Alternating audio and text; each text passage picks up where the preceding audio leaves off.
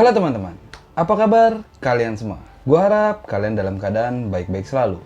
Balik lagi sama gua Rico Kobe di High Story 666. Dan di kesempatan kali ini gua nggak akan bawain cerita, tapi kita kedatangan salah satu teman horor yang bakal jadi narasumber di video kali ini. Kita sambut langsung. Halo Om. Halo Om, apa kabar Om? Baik-baik. Sehat ya Om? Alhamdulillah sehat. Nah, Om dipanggilnya Om siapa nih sekarang di sini Om? Kalau saya mah sekarang dipanggilnya ada dua sih. Kalau di rumah Om Yitno. Om Yitno. Tapi kalau di jalan Om Bajul Ijo. Om Bajul Ijo. Iya. Oke siap. Mungkin kalau Bajul Ijo agak panjang aku panggil Om Yitno ya. Oke. Siap. Nah, Om Yitno aku dengar-dengar punya banyak pengalaman mistis yang dialami nih. Ya. Boleh gak dikasih sedikit aja dulu kisi-kisinya, kira-kira apa sih yang pernah dialamin sama si Om? Dikit aja dulu nih Om. Oh, kira-kira ya pernah lah. Yang namanya zamannya dulu ngojek bawa kuntilanak pernah. Gitu. Penumpang kuntilanak Om? Iya. Waduh, menarik nih teman-teman. Nah, buat teman-teman yang penasaran denger ceritanya Om Yitno, pantengin terus videonya. Dan buat kalian yang belum subscribe, kalian untuk subscribe dulu. Biar kalian nggak ketinggalan cerita-cerita terbaru dari High Story 666. Nah, sekarang kita langsung masuk ke ceritanya.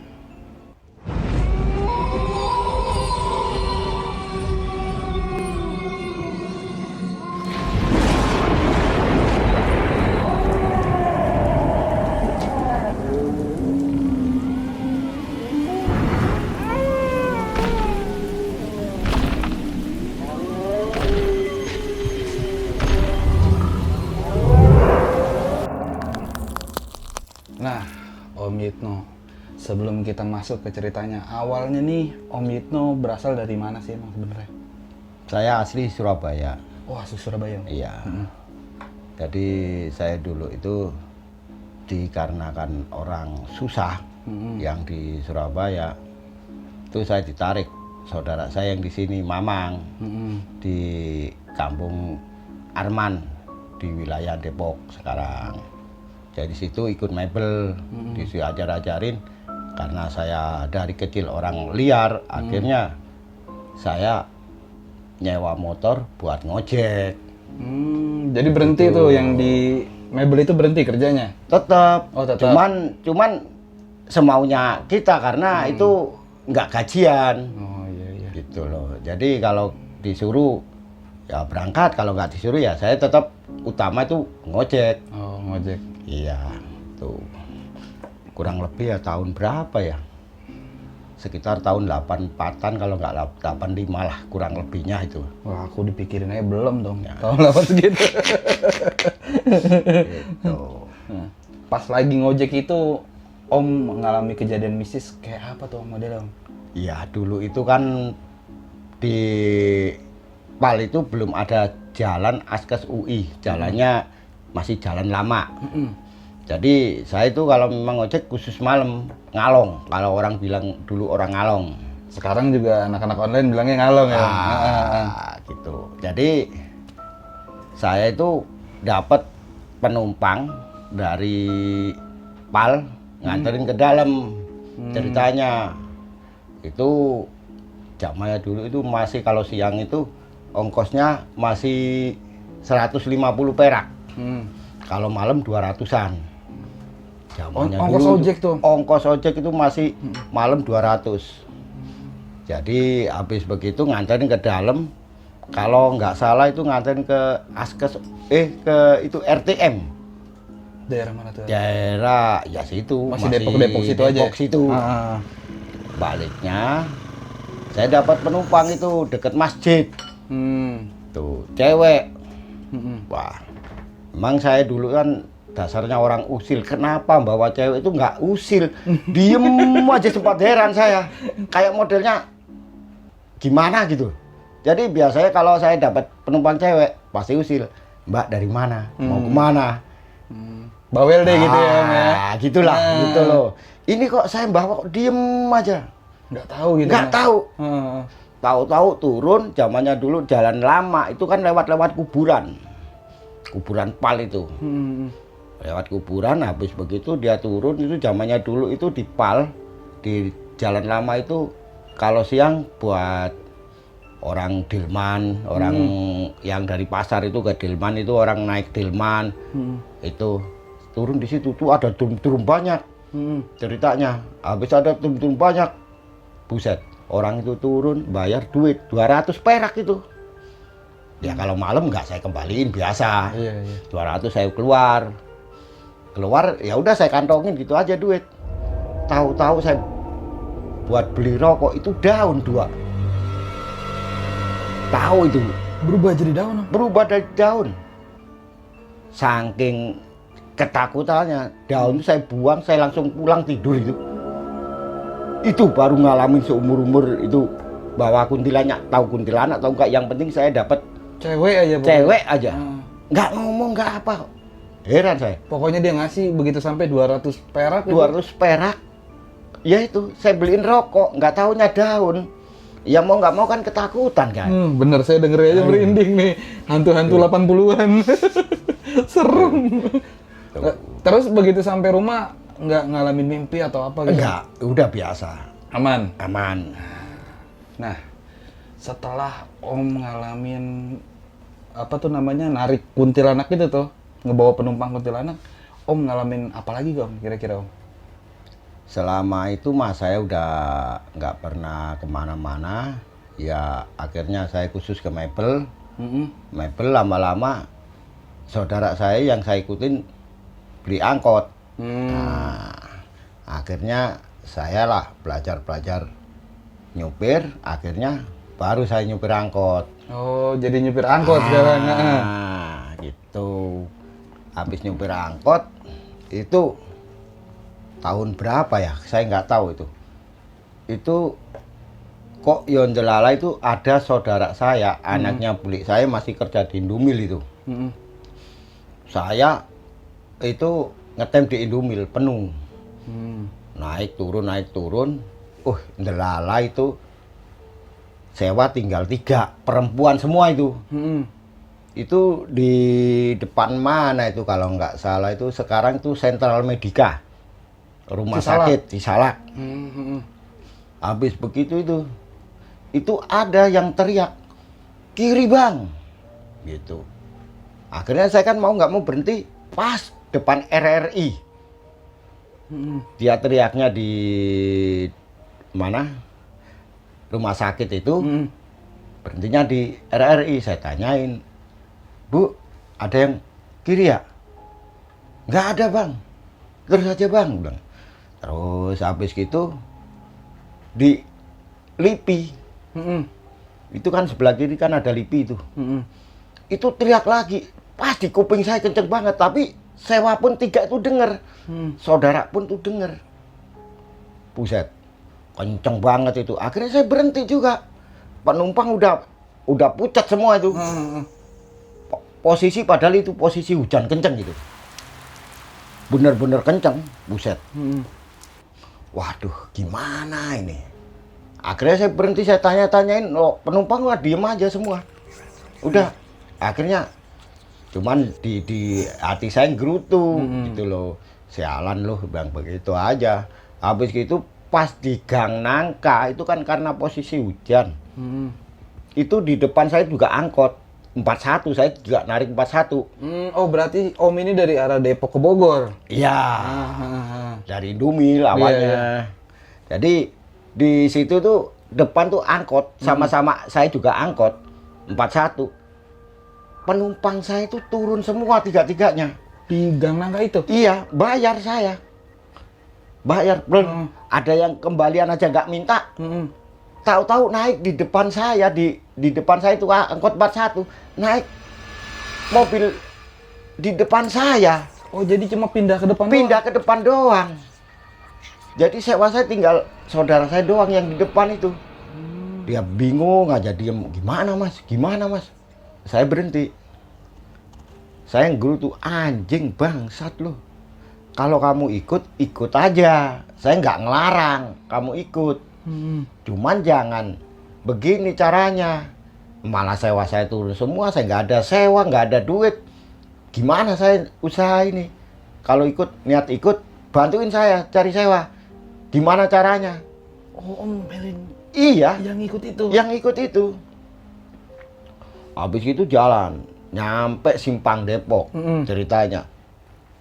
Itu kan posisi hujan. Itu apa, sewa itu kan nggak ada lah. Angkot itu paling berjejer semua. Iya benar. Jadi cari angkot, cari sewa di situ, dia ngetem. Udah, kok diem, tahu-tahu sewa saya tuh penuh, semua kok pada naik, nggak ada yang naik di angkot lain. Buset, alhamdulillah saya begitu. Dia ikut tapi bantuin saya bilang gitu. Akhirnya nyampe itulah Cibinong sampai masih penuh, itu baru saya ngalamin namanya angkot begitu tuh. Di situ memang agak serem Bang. Jujur aja di Sentral Medica. Saya dulu pernah juga di situ. Nah, ngalamin apa tuh? Ngalamin saya mobil narik, jebret tahu-tahu mogok. Itu padahal bensin penuh semuanya, nggak ada kendala. Tahu-tahu mati aja. Ya di Sentral Medica itu. Pas di situ juga? Iya. Memang daerah mulai dari mana zamannya dulu, kita bicara zaman dulu ya. Iya. Mulai dari Gang Sawu, terus sampai Lipi, itu memang bahaya itu. Banyak rawan-rawan barang-barang goib begituan. Soalnya memang kelihatan sih ya vegetasi. Pohonnya juga gede-gede banget di situ. Jadi pernah itu saya mogok. Sampai saya itu nyari temen, nggak ada begini, nggak ada yang mau. Buset, kesel saya. Ya akhirnya karena saya sendirian, saya dorong itu kurang lebih 2 meter atau berapa, saya starter nyala lagi itu. Bangsat enggak itu. Cuma pindah 2 meter nyala? Iya, tanpa diapa-apain. Padahal itu hampir aja sewak itu. Akhirnya starter itu. Udah dicoba-coba terus kan udah soalnya. berkali-kali gitu loh. Berhubung ya itu, saya akhirnya nggak tahu. Pikiran dorong aja minggir. Habis dorong minggir, saya starter, nyala. Ya udah. Lanjut lagi jalan. Lanjut lagi. Tuh. Nah, terus yang tadi tuh yang sebelumnya yang teriak kiri itu suaranya cewek apa cowok? Cewek. Cewek itu. Sering itu.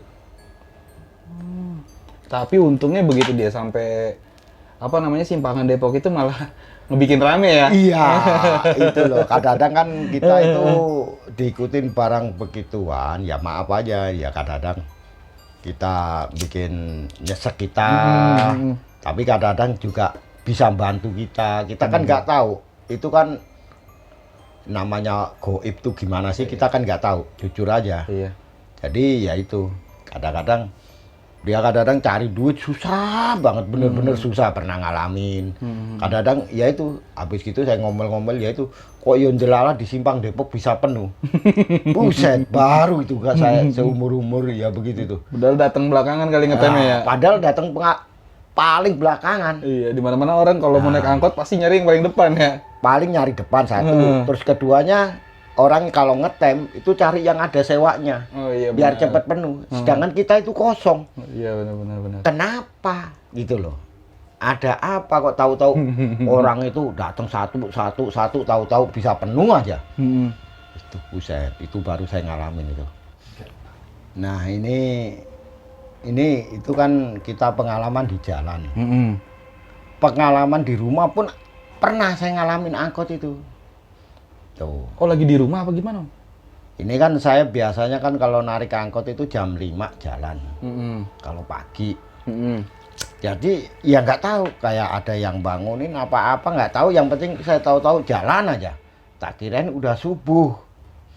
Nggak taunya belum. Nggak ngelihat jam, nggak ngelihat apa. Tahu-tahu udah manasin mobil aja. Manasin mobil baru berapa meter dari rumah. Kurang lebih antara berapa meter ya? 10 meteran lah. Di situ tuh ada gang, ya emang gelap. Tuh. Saya ditepokin, plak begitu. Tak kirain ada orang yang mau ikut. Itu saya mundur lagi. Saya cariin, siapa ya yang mau ikut? Nggak ada. Saya jalan lagi. Lah, ditepokin lagi. Berarti saya kan nggak ngeliat dong tadi ada orang Mau ikut. mau ikut. Tak kirain begitu. Ya saya rasa takut ya juga nggak ada. Mundur lagi. Saya tungguin tuh ada 5 menit. Buset. Nggak ada, tahu-tahu bulu saya merinding itu. Ini saya juga merinding Aduh. dengerinnya. Itu baru itu. Saya harus jalan lagi, langsung jalan aja. Nggak taunya dari Playoper Cibinong itu baru ajan. Buset, berarti saya tadi kepagian. Tadi yang teriak-teriak tadi barang halus kali saya bilang begitu. Iya benar. Aduh, ya itu pengalaman yang di rumah itu. Tuh. Nah terus Om ada lagi gak Om yang kira-kira Om mau ceritain gitu, yang kira-kira Om mau cerita aja ya, kalau yang Om kira-kira agak sensitif atau nggak mau diceritain gak usah diceritain Om. Kalau zamannya itu kan zamannya dulu kita masih narik angkot terus habis itu kan terus Covid itu. Nah, Covid saya nggak pernah narik gitu, sama sekali udah di rumah aja lah jualan. Ya kita di rumah sekarang kan ada warung kopi. Oh iya. Jadi kadang-kadang ya sama teman-teman anak-anak muda lah. Di situ kadang-kadang ngopi, kadang-kadang apa saya nungguin. Ada salah satu pejabat RT ngadain dulu kan masih ada ronda. Ronda di situ itu ada sebagian orang kerja nggak mau ronda, ada sebagian yang mau ronda. Akhirnya pilihlah semua gimana caranya. Jadi ya, terus akhirnya di itu banyak yang butuhin keamanan. Iya. Tuh, jadi orang itu nggak ada yang mau ronda, sebagian kecil yang mau ronda. Iya benar. Kalah sama yang Pengennya udah pengen pakai keamanan aja. keamanan gitu. Akhirnya saya ditunjuk sama wakil RT sama RT. Iya. Juru jadi keamanan situ RT. Oke lah, ya. Tapi saya pikir-pikir gaji juga nggak seberapa ya, daripada zamannya Covid kan mau narik apa lagi. Iya, Usaha kayak hancur begini. Yang penting ada pemasukan gitu maksudnya ya. Dikit banyak ada kemasukan. Awal-awalnya mah kalau keluar malam biarpun terangnya bagaimanapun, padahal lokasi saya sendiri, RT saya sendiri.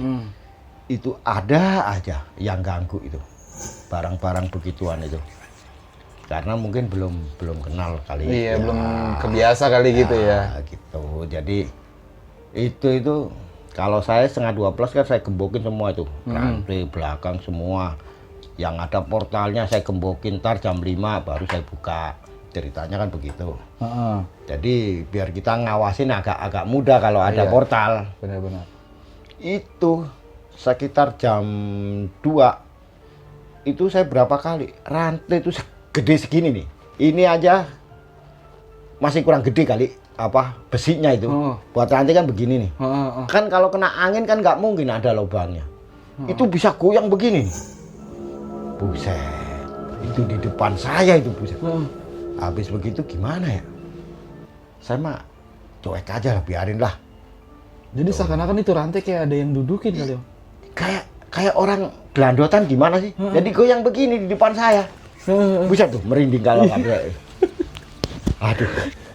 Habis begitu ya udah, saya biarin aja. Besoknya nggak ada. Kok ndelala malam Jumat itu ada tetangga saya yang namanya Rio.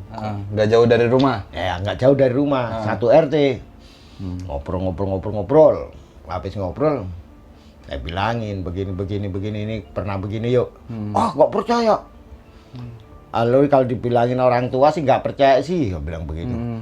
Dia tetap masih nggak percaya. Kok Yondelala pas jam 2 waktunya jam saya, kalau sekarang kan bilang lingkar badai. Kalau saya kan keliling, ya gitu. Dia ikut. Ayo gimana sih kalau lingkar badai, kalau keliling tuh gimana caranya? Cuman begini aja. Saya kan rantai itu sama saya jalan tuh kan terang banget. Itu saya bilang tuh yo tak tunjuk begini, tuh goyang tuh yo. Mana? Dia itu sampai deket. Iya om. Dia sampai mau mundur nggak jadi, mau maju nggak jadi, bingung dia. Jadi cuma iya om gitu aja. Gitu. Itu goyang kenceng banget. itu memang sering di situ. Cuman ya jangankan saya, Satpam RW aja pernah bicara sama saya goyang dengan sendirinya itu. Sama di tempat yang itu Iya. juga? Itu. Oh, berarti emang ada yang nungguin Memang kali ya? ada, nggak tahu. Ya itu kalau saya prinsip saya udah ngomong, ya udahlah, kamu terserah mau apa ya bilang begitu. Cuman di dalam hati, gitu loh. Iya benar. Yang penting kamu jangan ganggu. ganggu saya. Benar. Saya ini usaha buat ngempanin anak istri. Bener-bener. Gitu. Ya alhamdulillah. Habis gitu sampai sekarang belum pernah kejadian itu. Aman-aman aja. Aman-aman aja. Itu karena saya udah di dalam hati udah teriak begitu. Kamu masing-masing gitu. Gaya hidup kamu juga beda sama saya. Gitu. Benar. Dimensi mereka memang. Jadi ya itu orang pertama di pos saya dulu kan di pojokan itu di gangnya Rio tapi masih ujung sendiri. Itu awalnya ya maaf aja. Saya bukannya ngomong sombong, nyombongin saya enggak. Itu baru seminggu itu rumah itu kan kosong. Dibuat pos untuk jaga saya. Saya sendiri di situ ngerokok. Itu di dalam padahal nggak ada yang namanya kayak panci, kayak apa itu nggak ada. Oh nggak ada perabot gitu? Nggak ada perabotan sama sekali. Itu saya duduk ngerokok tuh, wawang, kenceng banget. Buset, saya sampai bangun itu duduk. Dari dalam rumah? Dari dalam rumah. Padahal nggak ada perabotnya? Nggak ada perabot, nggak ada apa. Tuh. Habis begitu saya diem aja. Habis diem, nggak lama. Itu kayak pintu yang besi, sok, dor begitu. Buset, itu yang namanya saya itu jantung bisa buset. Manusiawi ya? Ya. Benar ya. Saya dibilangin takut ya takut, enggak. Benar. Itu loh, karena kalau untuk jiwa saya, kamu masih menangan saya lah. Iya benar. Gitu loh. Cuman saya nggak berani nantang. Iya. Yang penting jangan ganggu saya. Saya bilang begitu. Terserah dia mau jungkir balik mah ya. Saya bilangin tolong mbah atau nenek atau tolong terserah kamu di sini. Saya minta tolong jangan ganggu saya kerja. Tuh. Itu terus besoknya ada seminggu kemudian saya kan di RT 12. Di RT 7 itu sampingan. Yang namanya siapa itu ya? Itu satpam. Ngobrol biasa kan sering itu ngobrol di situ tuh di tempat saya sini pos sini portal. Iya, perbatasannya ya. Jadi itu saya itu yang namanya sama itu Mprit. Panggilannya tuh Mprit terus saya terus satpam RT 7 itu. Ngobrol-ngobrol habis bikin kopi satpam RT 7 itu Om, apaan? Saya lelai di sini ya? Ya silahkan, nggak apa-apa, ntar saya masih di portal. Itu baru 5 menit. Itu langsung diliatin nenek-nenek. Itu buset. Saya juga nggak itu. Makanya lo nggak permisi ya, bener, itu kabur ke saya. Satpam itu. Habis itu besoknya sampai sakit. Sampai detik ini sekarang ini nggak mau jadi satpam. Di situ. Berhenti malah. Habis sakit ya saking ketakutan di tempat pos saya itu. Berarti benar nenek-nenek itu ya? Iya benar.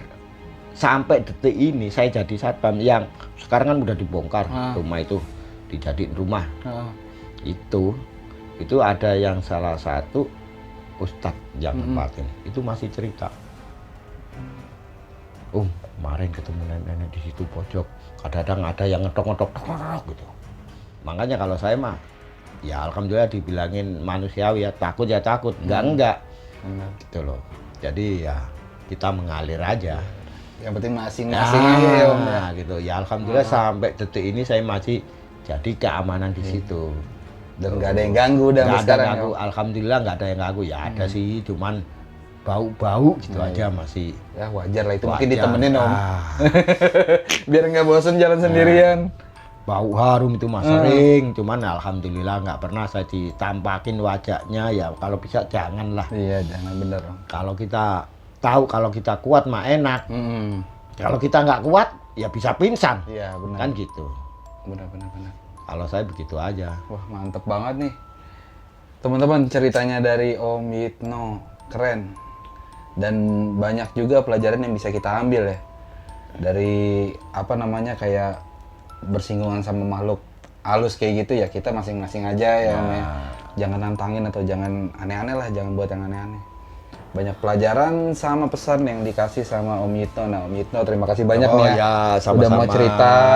Ya. Biar lancar kerjaannya, biar Ya, sehat amin, terus, amin. rezekinya makin banyak. Amin ya. Gitu. Nah, teman-teman, segitu dulu aja cerita dari Om Yitno. Buat teman-teman yang udah nonton videonya sampai habis, gue ucapin banyak-banyak terima kasih.